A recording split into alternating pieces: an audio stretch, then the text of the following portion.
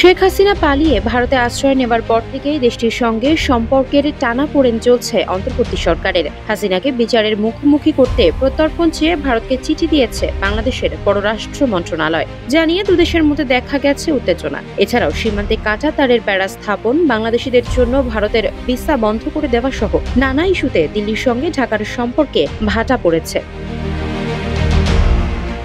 অন্তর্বর্তী সরকারের প্রায় ৭ মাস অতিবাহিত হওয়ার পর সেই সম্পর্কের মেঘ কতটা দূরে সরল, প্রতিবেশী ভারতের সঙ্গে অন্তর্বর্তী সরকারের সম্পর্ক এখন কেমন, এসব বিষয়ে প্রধান উপদেষ্টা ডক্টর ইউনূসের একটি বিশেষ সাক্ষাৎকার নিয়েছে বিবিসি বাংলা। সেখানে উঠে এসেছে ভারতের সঙ্গে বাংলাদেশের সম্পর্কের বিষয়টি। দেশ জুড়ে তোলপাড়, ওয়ালটন ফ্রিজ কিনে আপনিও হয়ে যেতে পারেন মিলেনিয়ার। বিবিসি বাংলার পক্ষ থেকে প্রশ্ন করা হয়, গণ অভ্যুত্থানের পর থেকে ভারতের সঙ্গে বাংলাদেশের সম্পর্কের অবনতি দেখা গেছে, দুই দেশের সম্পর্ক এখন কোন পর্যায়ে রয়েছে? উত্তরে প্রধান উপদেষ্টা বলেন, খুবই ভালো পর্যায়ে রয়েছে, দুই দেশের সম্পর্কের কোনো অবনতি হয়নি, দুই দেশের সম্পর্ক এখনো ভালো আছে, ভবিষ্যতেও ভালো থাকবে।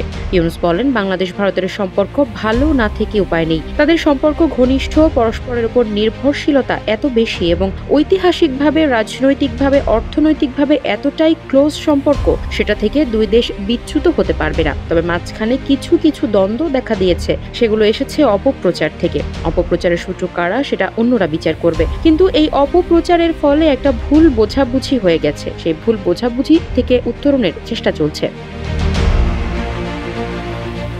বিবিসি বাংলার পরের প্রশ্ন ছিল, ভারত সরকারের সঙ্গে প্রধান উপদেষ্টার সরাসরি যোগাযোগ হচ্ছে কিনা। এমন প্রশ্নের উত্তরে প্রধান উপদেষ্টা ডক্টর মোহাম্মদ ইউনূস জানান, তার সবসময় যোগাযোগ রয়েছে, তারা এখানে আসছে, বাংলাদেশের লোকজন সেখানে যাচ্ছে। প্রাইম মিনিস্টার মোদির সঙ্গে তার প্রথম সপ্তাহেই কথাবার্তা হয়ে গেছে বলে উল্লেখ করেন তিনি।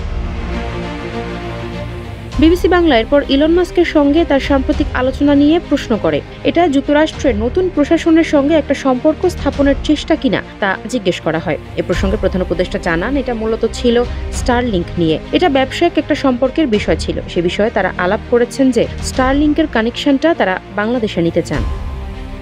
আফসার নাজ, নিউজ ডেস্ক, ইত্তেফাক।